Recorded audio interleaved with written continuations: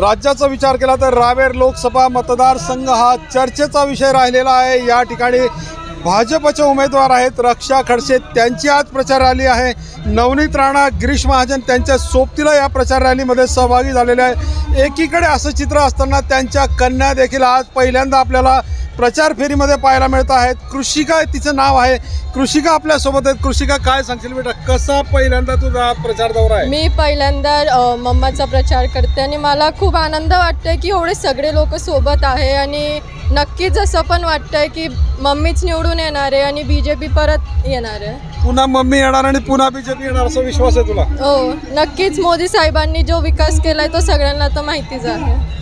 Mummy का निवडून यावी असं वाटतंय तुला, आणि त्या पाठीमागची कारण काय काय सांगता येतील तुला? मम्मीने काय काय विकास कामं केले सांगता येईल? मम्मी निवडून यायचं म्हणजे मोदी सरकार परत यायचं। मोदी सरकार म्हणजे पूर्ण जनतेचा मत असतो।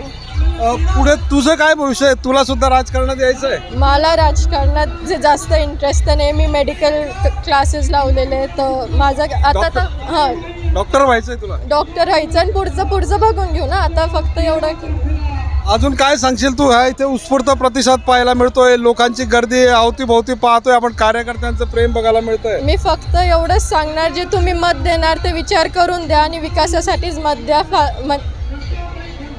तुम्ही मत देणार तर ते विचार करून द्या।